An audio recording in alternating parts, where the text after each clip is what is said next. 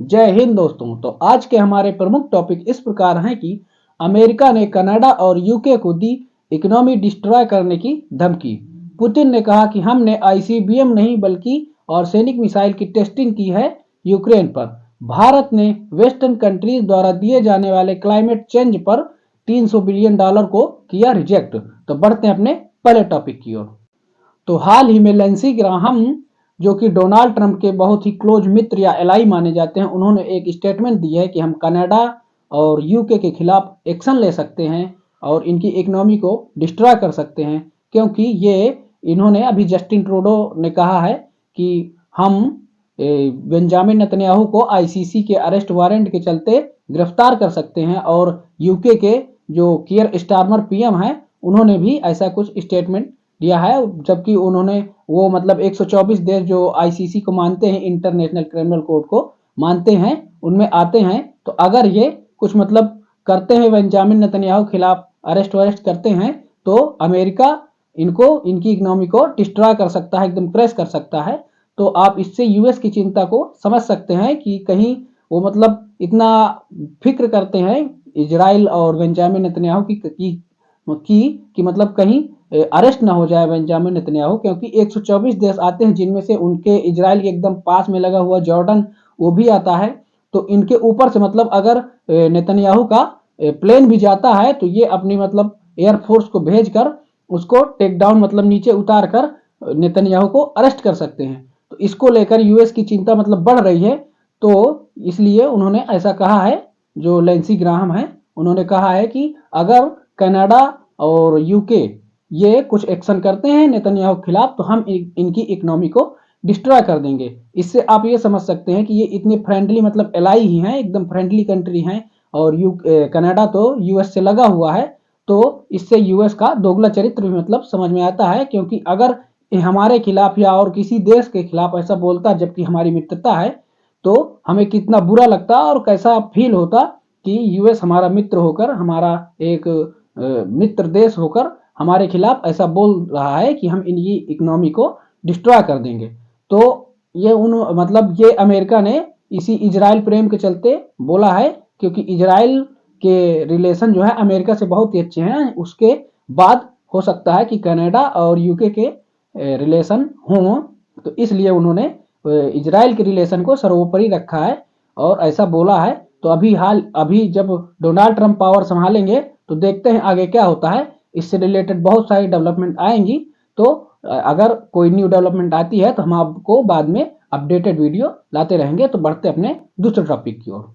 तो पुतिन ने कहा है कि हमने आईसीबीएम नहीं बल्कि अपनी आर्सेनिक मिसाइल, जो कि अभी नई बनाई गई है, उसकी टेस्टिंग की थी यूक्रेन पर। जबकि यूक्रेन का कहना है कि रूस ने हमारे ऊपर आईसीबीएम मिसाइल का ही, इंटरकॉन्टिनेंटल बैलिस्टिक मिसाइल का ही यूज किया है। जबकि रूस का कहना है कि हमने नहीं, ऐसा मतलब उस मिसाइल को झेलने की क्षमता भी नहीं है यूक्रेन पर, और हमने ये अपनी नई मिसाइल की टेस्टिंग की है यूक्रेन पर, जो कि MIRV तकनीक पर आधारित है। और इसका जो है, इसे जो यूक्रेन बोल रहा था कि हमने यूएस डिफेंस मतलब वो इक्विपमेंट मंगाए हैं, वो किसी भी मतलब मिसाइल को आने नहीं देंगे, उन्हें डिस्ट्रॉय कर देंगे, तो ऐसा नहीं हुआ। वो जाकर उनके सब डिफेंस सिस्टम फेल मार गए और इनकी मिसाइल जाकर यूक्रेन के अंदर हिट की। तो उन्होंने इसको बड़े ही कॉन्फिडेंट से पुतिन ने कहा है कि हमारी ये मिसाइल किसी भी यूएस या यूके या फ्रांस, जर्मनी, किसी के बनाए गए डिफेंस के द्वारा मतलब डिटेक्ट नहीं होगी और डिस्ट्रॉय नहीं होगी। जाकर जो हम मतलब हमला करेंगे, तो वो सीधे जाकर डायरेक्ट हिट करेगी। और सेम यही हाल जैसा यूक्रेन का हुआ है, वैसा उनका भी होगा, अगर उन्होंने ऐसा ही सपोर्ट किया। और जो यूके और फ्रांस ने जो भी लॉन्ग रेंज की मिसाइल दी थी, उनको जबकि मारा था रूस पर यूक्रेन से, तो उनके S-400 जो उनका डिफेंस सिस्टम है, उन्होंने पूरी की पूरी मतलब डिस्ट्रॉय कर दी थी डिटेक्ट करके। जबकि इन्होंने जब चलाया रूस ने अपनी ये आर्सेनिक मिसाइल, तो ये सीधे जाके यूक्रेन पर हिट की और कोई भी डिफेंस सिस्टम काम नहीं आया। तो उन्होंने इसको ही मतलब वीडियो के जरिए बताया कि ये ना यूएस कोई इसको मतलब रोक नहीं सकता, दुनिया में कोई इसको, और हम डायरेक्ट हिट करेंगे। यूएस, यूके, फ्रांस, जर्मनी, ये सब जो यूरोप के देश हैं, वेस्ट कंट्रीज हैं, इनको हिट करेंगे अगर इन्होंने यूक्रेन का सपोर्ट करना बंद नहीं किया। और हाँ, अभी पता चला है कि जो कर्क का रीजन यूक्रेन ने कब्जा रखा था पूरा, 1,1300 ऐसे कुछ इसका स्क्वायर फीट, मतलब 100 स्क्वायर फीट था, तो उसको कब्जा रखा था। तो अब यूक्रेन की मतलब रूस की फोर्स ने, जो कि उन्होंने 60,000 न्यू फोर्स वहां पर डिप्लॉय की है और उसको रिगेन करना चालू कर दिया है। तो अब मतलब 40% हिस्सा अब कर्क का फिर से रिगेन कर लिया है रूस ने। और उन्होंने जो यूक्रेन के मिलिट्री के चीफ है, उन्होंने कहा है कि हमारी फोर्स अब बढ़ चुकी है, क्योंकि हमने उधर साइड, मतलब जिस साइड रशिया ने इनका कब्जा रखा है, डोनास लोहांस ये साइड का जो यूक्रेन का हिस्सा कब्जा रखा है, उधर आधी फोर्स लगा दी और हमें कर्क का रीजन जो है होल्ड करने में बहुत ही दिक्कतों का सामना करना पड़ रहा है।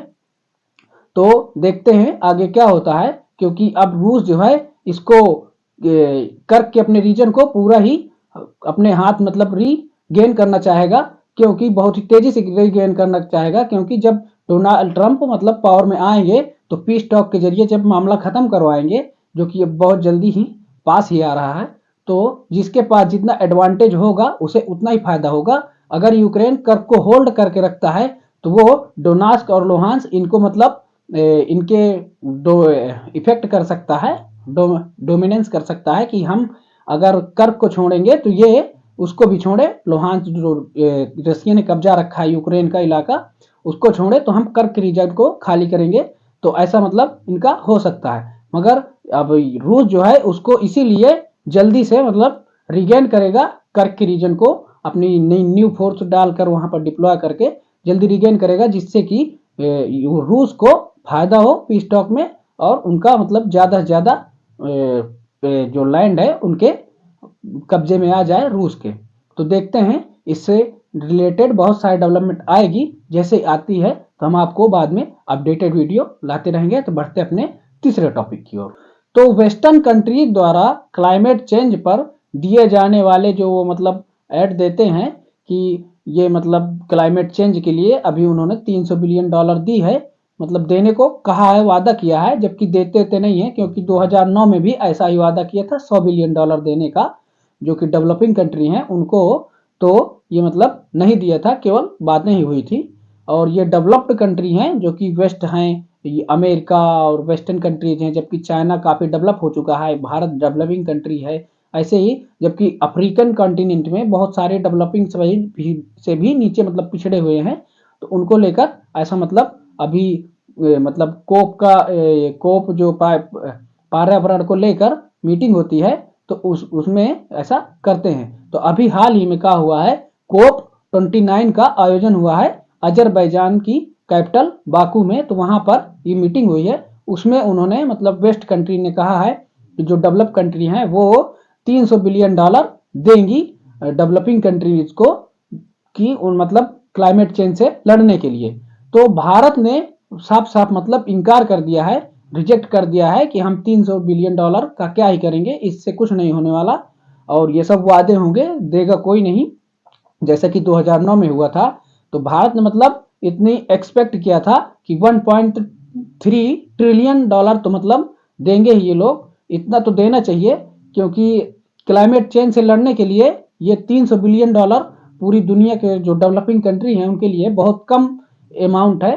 तो इसको लेकर भारत ने उनका ये जो है उसको एकदम रिजेक्ट किया है कि ये जो अमाउंट है ये बहुत छोटा अमाउंट है, इतना अमाउंट हम मतलब डेवलपिंग कंट्री को क्लाइमेट चेंज से लड़ने के लिए नहीं मिलना चाहिए और ज्यादा मिलना चाहिए। और केवल ये आप बातें करते हैं, देते कुछ है नहीं। जबकि जो बाइडन जो है, अमेरिका मतलब ज्यादा 300 बिलियन जैसे देना है तो अमेरिका ज्यादा देगा, जिसमें 70-80 बिलियन तो देगा ही। तो जो बाइडन है उन्होंने कहा है कि हम जो ये देंगे इसमें $300 बिलियन में, ये सब डेवलप्ड कंट्री मिलकर तो इसमें देंगे, तो हम मतलब पीछे नहीं हटेंगे, हम देंगे ही। जबकि डोनाल्ड ट्रंप जो है उन्होंने अपनी कैंपेनिंग, जब इलेक्शन होने थे तो उसकी कैंपेनिंग चल रही थी, उसमें कहा है कि ये सब क्लाइमेट चेंज को लेकर केवल नाटक होता है, इससे होता कुछ नहीं है, ये सब मतलब दिखावे हैं कि क्लाइमेट चेंज से लड़ना है और ये डेवलपिंग कंट्री को देंगे। तो जो भी जो बाइडन मतलब करेंगे वादा, तो वो उसको खारिज कर देंगे, देंगे नहीं, जो भी पैसा वैसा दिया है उसको सब वापस कर देंगे, मतलब देंगे नहीं। और ये सब नाटक वाटक होता है। उनको उनका डोनाल्ड ट्रंप का ये मानना है कि इससे कुछ होने वाला नहीं है, ये सब नाटक है, दिखावा है कि डेवलपिंग कंट्री जो है क्लाइमेट चेंज से लड़ने के लिए हम देंगे पैसे तो क्लाइमेट चेंज से लड़ेंगी। तो देखते हैं आगे क्या होता है। और ये जो बोल रहे हैं तो जब क्लाइमेट चेंज होगा तो इसका जो है असर पूरी दुनिया को देखने को मिलेगा, जब बर्फ बर्फ पिघलेगी। जब देखते हैं आगे क्या होता है और कोई ऐसी सर इससे रिलेटेड मतलब डेवलपमेंट आती है तो हम आपको बाद में अपडेटेड वीडियो लाते रहेंगे। So thanks for watching. ऐसी ही इंफॉर्मेटिव वीडियो देखने के लिए इस चैनल को सब्सक्राइब करें। तो मिलते हैं नेक्स्ट वीडियो में, तब तक के लिए जय हिंद।